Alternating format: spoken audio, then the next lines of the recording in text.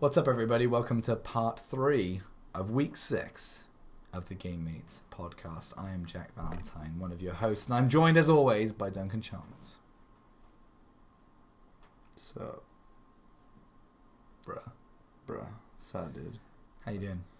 I'm good. I'm reaching the end of the fuel in my tank, though.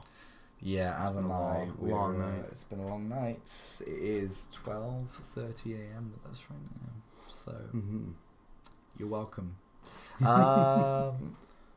Duncan. Yeah. This week, Sony announced that they were raising the price of PlayStation Plus. $49.99 US, $49.99 Canadian is going up to $59.99 US, $69.99 Canadian. So $10 in US, $20 Canadian price increase. I think that that's fucking shit. And I know we have kind of different views on this, so I'd kind of like to hear you. I'm just sticking to my guns. Absolutely. My British bangers. No distractions. Bangers and mash coming out. Yeah. Bit of beans on the side. Lovely. Oh, classic English fry it. But I want that. In the morning.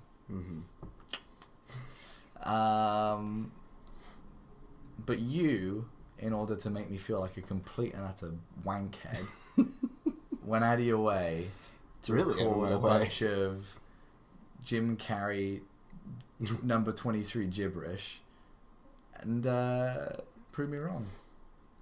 To an extent. Yeah. You're not wrong, because it does suck. It sucks that people have to pay more for content than what they're used to. That being said, I really got curious about how much it actually costs to run these servers every month. Right. The numbers I have are all based on annuals going forward. So this is all yearly junk because it was the easiest to work with, because you pay for the basically, if you don't pay for PSN or Xbox Live annually, you're a fucking idiot. Like, really? Why are you doing that? That's so much extra money. It's double on Xbox Live. It's going to be... Is it $9 to $10 a month? Yeah, it's $10 a month. Same on the PlayStation. I mean, it's slightly more like economic to do it on PSN than XBL, but it's still just wrong. Yeah. It's wrong. There's no other way to put it. If you can't afford $60 once, ask your parents. What used to get me was always people being like, "Oh, I'm just gonna get 3 months." It's like, fucking why? On the PS4 used to be only $18, no tax to get it. That's not a bad number for 3 months, but $50 gets you the year. It's $6 a month, but it's not. No, it doesn't make sense. Okay, so I was very curious to find out how much it actually costs just to run the servers. I couldn't find anything about projected maintenance fees and stuff like this. These companies are very tight-lipped. The sources that I'm pulling these from aren't official in any way, shape, or form. So this is all speculative. But through enough research, I've managed to piece together rough estimates that could still be 1,000% off. So let's get started. In 2010, there was only 25 million Xbox Live members. And they estimated 56% of those were paying gold customers, which equated to,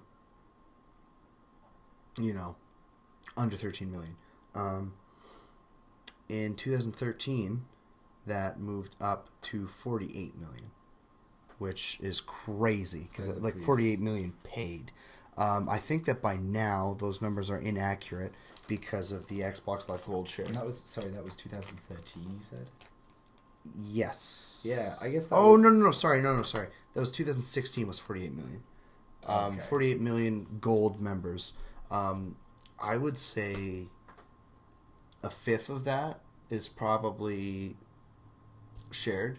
Would that count? Because I know those numbers are just members with gold membership, not payment plans or anything. Okay. So yeah, it's 48 million gold members. I wouldn't be surprised if it doesn't account for shared, though, because I know a person that I share mine with, whenever she goes onto the marketplace and tries to buy something, it won't let her if it's not, like, she tried to buy a something online, and it said Xbox Live is required to play this game, so we advise you to renew your gold.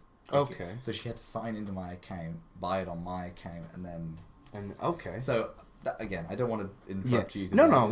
But if you have anything to toss in, do it, because, like, this is going to look like a monologue, but it's really just... It is a discussion. Yeah. No, that would be my assumption. But... So, yeah, 48 million, which is 3.84 times the customers that they had since those numbers from 2010, which that's an astronomical jump, I might add. Yeah. That's incredible just to see how many people have jumped on in Xbox Live alone. So those numbers went up, but as such, so did the cost requirements, because there's 3.84 times as many people using your service. So a report here, I have like crazy small notes everywhere, so I'd probably look insane. There's a rep in 2013, roughly around Xbox One announcement, said that Xbox Live was going to require 300,000 servers for the Xbox One side of things. Christ. 300,000 servers worldwide. That's nuts. I had one number that was designed for smaller games, that like smaller services that use servers, that I just threw out the window because the costs was just, it was egregiously wrong.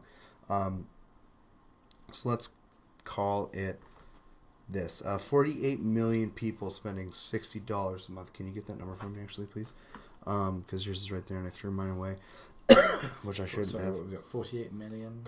48 million times $59.99, flat rate, American. Times $59.99. That is 2,879,000. No, that's almost $2.9 billion brought in. So just off memberships, 2.8. No, like let's call it 2.88 million to round it up, or billion. $2.88 billion. That is a disgusting amount of money, regardless of how you slice it. That is an absolute killing. So yeah, when you look at it just like that, and obviously I'm using Xbox Live, that's because I found more facts about it. PSN, they really wanted to hide it. I found out they have 20.8 million paid accounts, only 1/3, whereas Xbox Live is well over half. Which to me, that really speaks to. I think it's the messaging behind a lot of it, right? Because Xbox has always been, sorry, you need it, but and I was discussing this with a friend the other night while we were playing, and it was like, well, the funny thing is, now that you need it on the PS4 is the time that I'm like, sometimes I just would consider not renewing, because the games that are free every month are honestly just shit. Most of the time they're not. Now, good. They started so strong on the PS3. PS3, that's when you didn't need it. You would never let it lapse because it was so good. You get 3 games a month, and they were all games that you think like, oh yeah. And I know that a lot of we'll get that back when the library is larger. Exactly, the library. But the thing that was crazy too, right, is when the PS4 launched, Resogun, still one of the PS4's best games, free. Then the next month, Outlast, and it's just like, that sort of stuff was crazy. Like you had these great games, and obviously they can't just maintain that pace forever. But yeah, anyway. So yeah, $2.88 billion brought into Xbox Live. So that really raises a point to you. Like even factoring in, let's just I did up the numbers. 1.039 billion brought into the PlayStation Network. Substantially less money than Xbox Live made, but still a shitload of money. Right, yeah. Like an absolute disgusting amount of money. I could never fathom anything. Like, I have no idea how I would spend that if I had that. Right. But all that being said, I couldn't find any numbers like how many PSN servers are in the plans or even speculated. Couldn't find any of those numbers. So that's why I keep going back to Xbox, even though we're talking about PSN raising their prices. It's just for the sake of what little research I could do, and I don't have any actual contacts in the know. And even if I did, Microsoft and Sony have been so tight-lipped about this. They do not want this information out there. Which to me made me think that they were just mad coining it. Especially knowing that for a while, the only department that Sony was making money in was the PlayStation department. So to me, that just kind of said, wow, they don't want us to know this. Right. Until I found on just like this chat forum, which obviously can't take this seriously, but for the sake of this point, we're going to listen to it. Where is it? Alrighty, so these numbers are based on like MMO size servers, speculated at like a bulk rate of being $50 per server. So $50 times 300,000 servers, that's $1.5 billion right there. That is over half, 52.1% of the amount of money that Microsoft's making off of Xbox Live memberships alone is gone right out the window just to maintain these servers for us every year. That is staggering.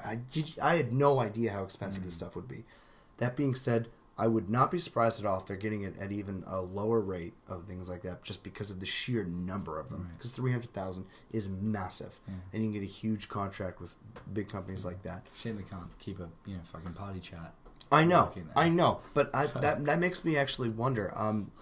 Like, that's just to rent and run these servers. That doesn't take into account maintenance, doesn't take into account infrastructure. Xbox Live is just, it's shit the bed for the entire Xbox One experience, which raises the question to me is, are they actually, like, to the point where they're not making enough money off of the memberships to maintain it properly? Did they grow too big for their infrastructure? I wonder, because of how interconnected the server system would be, if, especially in a place where we are, like, Atlantic Canada, means that we're on East Coast US servers, I would assume. And so I'm wondering how, if they're predominantly a West Coast, Central America company, I don't know, at Microsoft or Xbox. But I'm thinking if one server head goes down, and then they have to get people out there to do maintenance or whatever. Yeah, it's gonna affect like a straight line down the continent, right? And you also want to try and get those servers to compensate. Where we are geographically is a shit spot because we're the closest one that we are to. There's like so much population already there, and then if anything does go wrong, it really affects that. But I have no idea how much maintenance would cost, and like. I'm starting to wonder if, and once again, Xbox Live as an example as opposed to PSN, if Xbox Live just got too big for what they had built, because 3.81, I moved everything on myself. Yeah, let's just say that. 3.84, there. 3.84 times in a 6-year span is a lot. No matter how you cut it, that's a huge increase. Now, PSN has been going up steadily with the PS4 rise to dominance, so it kind of factors into the same thing. Substantially less money being made, but thank you. I think it comes back again to what you were saying about software before, because I know for a fact that month on month. They're like staggeringly ridiculous numbers on software because PS4 Xbox would be the same thing, but people have really started to embrace the digital. And I mean, I'm one of them. Like now I'm moving pretty much purely digital. I know that PS Plus memberships are higher than they've ever been. They pretty much are all the time because I think we're at a point now where people see the benefit to just not let it lapse. Yeah. I know myself, like, there's stuff I missed out on, and it's not stuff that I really ever regret. But I'm just crazy. So tired. Going down. Yeah. I mean, it's just one of those things, really. Like, I mean, I get it from the, like, they're a business and they want to make money. It just pisses me off when it's like, obviously $20 from the amount of users is going to make a world of difference. I get that. But, like, fuck off. Like, you're still going to make a butt ton of money. Yes. There's no way to deny that. But $20 times 20.8, oh no, That's 28. That's 208. Oh, 20.8. Yes. $416 million more. That's a lot. And that might be enough to make a difference. Remember when PSN went down? That was when they had no money, and then they start making it mandatory, and everything got better. You know, there's got to be a correlation there. We just don't have any facts. And if you are like a PR rep or anybody with any information, I would love to have it. I would love to get some quotable facts. If this ever made it to someone who, like a reputable source or someone who just has the information that we've just missed, please reach out to us. The email is always in the link. It's official M8s at gmail.com, and you can reach out to us personally. My email, of course, is, just message us independently if you want us our private emails. But that would be fantastic, because it's been interesting alone just getting numbers, even if they are speculative, because you can kind of draw enough information just from that as to how the whole thing works. And I get it. Like I said, I don't know if there was actually rhyme or reason to why they're doing it, but you just know that this is one of those situations they just won't talk about. Yeah, absolutely. They just announce it this is happening. It's one of those things that even if they have the best reasons in the world, one sentence used out of context could just try and destroy a reputation. Right. So I get it. I really do. They can just say, we need it, and that's enough. And I don't know. It's interesting stuff. I don't like the idea of paying more for a monthly service, but if that was what was required, and it's the same as I feel about taxes. Whoa, getting political. Sorry, guys. But if I'm paying more in and I'm seeing a direct result of it, right, and it's something that I use and love, fine. That's fine. Right. If you can deliver, if they say, so next month, PlayStation Plus going up in price, but here's fucking the craziest PlayStation Plus lineup you've ever seen. Here's Uncharted 4. Yeah, but that basically that, something like that, right? If they say I'll be pissed if it's something like Battlefront or one of these third-party games, because I own that. But I'm just saying, if they can pull off a big third-party deal, get a huge AAA game, maybe some other special little goodies in there. Here's Gears of War. Oh yeah, man! Fucking Cliff Bleszinski is just what? And here's a thought too. How long? I'm wondering if this announcement, obviously tying in with what we talked about earlier in the week on the PS4 Slim and Neo special leak speculative announcement thing. When are they going to call it quits on PS Plus for both PS3 and Vita? Vita will be after the PS3 for sure, because there's definitely an install base there now. There's obviously still active users on the PS3, but at the end of the day, it's you're 3 years in. It's time to cut the cord. We've talked about how every single person who plays games can afford to do that. You can afford it. If you don't think you can, you can. Anyway, main point being, what happens then to because I would love it if they can just come out and say, September 7th, we announced a few weeks ago that this month you'd see an increase in PlayStation Plus price. We'd like to shed a little light on that situation. The reason this is happening is because now you'll not only be receiving 2 games, you'll be receiving 3 games a month on PS4. Then I'll be okay, sure. Not only do I need it to play online now, but you're giving me 3 games free a month. Sure, okay. And I'm guaranteed that you're going to end up having just a crapshoot of probably 2 duds a month, but 1 good one. One. But that'll make it worth it. Yeah. Every so often, one of those duds will be pretty fun. Yeah. And maybe not probably a good game. Now and again, you'll have a stellar 3-game month that is just fantastic. Every so often, just enough to keep you coming back. Yeah. And they could announce that in tandem with cutting off the PS3. And that $20 a month. Well, they won't essentially talk about that. They won't say it. No, but they could, and that $20 a month would probably compensate. I bet it was $20 Canadian. It's really $10 a month when you consider everything. That $10 would probably compensate for the few million users on PS3 who would stop paying for it. Right. Until they eventually might pull their finger got a PS4. Actually. Yeah. Get the console that's relevant. Mm-hmm. It's probably a very calculated move, but I just want to know why. You know, it's an interesting idea. It's one that's going to be universally hated because we don't have any facts. Right. But I just like this stuff really fascinates me. I think that's the thing from the business aspect. I do like talking about it, but I think Sony is a company is a sort that like they've seen what honesty can do, and like coming out and just saying, yeah, like, you know, they say on stage, yeah, PlayStation Plus is going to be required to play games online, but we're going to have this crazy dedicated infrastructure, and PSN never has any hiccups now. And I mean, knock on wood, because you started paying for it and you saw direct increases, right? Yeah.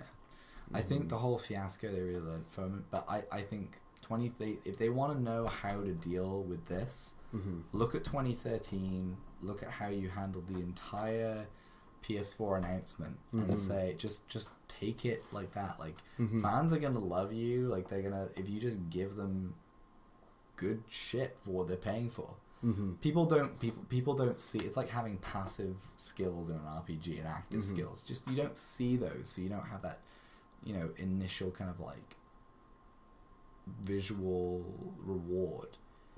But giving them more stuff a month from PS Plus in terms of free games, great, and improve your infrastructure. In the long run, there'll be times where, like right now, we sit down and I just kind of say, yeah, like PSN never goes down. So, I mean, yeah. Is there anything more you wanted to add to this one? Xbox Live still goes down far too frequently. Yeah, it does. I think more now since the Xbox One's out, and I think that probably has to do with just the system more than the actual infrastructure. Xbox Live was fucking amazing on the 360. Yeah, it was. It really was. I didn't spend a lot of time on it because I was never a gold subscriber because I didn't have good internet. I would connect it. When I eventually got the slim Xbox, I was always connected because of Wi-Fi. Yeah. But it was like never enough to play online. It would just be to sync all my trophy, achievements and stuff like that. So I have had more problems in my 2-ish years with an Xbox One than I ever had on an Xbox 360, and I had a 360 within 3 months of it coming out, the whole way through. So, you know, maybe Microsoft can learn something from this. Honestly, and I would be okay with paying another $20 for Xbox Live if it solved all the problems that I have. Right. And you and I have had a lot of disconnect problems. Yeah. That's, I think that's a Destiny thing more than anything else, but the fact that we've missed out on raid loot because of disconnects is bullshit. Yeah. I think that wraps it up. Yes, I do. Hopefully it's been a great week for you guys. It has for us. The quickest week I've ever had, actually. Yeah. It flew by. Thanks ever so much for tuning in. If you haven't caught them already, part 1 and 2 of this episode are already up on our channel.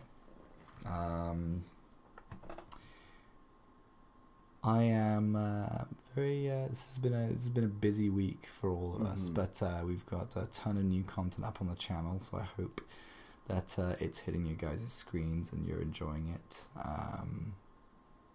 I hope, with sated breath, that my voice doesn't sound this bad next week, because we're both kind of sick right now, and I'm holding back a lot of coughs. So not easy. No. Thanks ever so much for tuning in, guys. This, of course, has been week 6 of the Game Mates podcast. We look forward ever so much to seeing you guys next time, and leave us a like if you enjoy the videos. Dislike if you don't, please. Just let us know. Subscribe. Leave us a comment about what you'd like to see. We have no problem coming up with our own topics, but if you want to chuck topics at us, we'll have like one part dedicated to fan writings. We'll do a couple of parts. Yeah, exactly. So even if we can just get one person saying like, hey, do this for like part 3 of next week's video, I'll dedicate it to you. We'll fucking do it. I'll suck your dick too. Whoa! I won't do that. No, I didn't think you would. I was bluffing. They tuned out there. Because they wanted to pause on that frame and do the dirty. That's We're prattling. probably worse ways to win a video. Probably.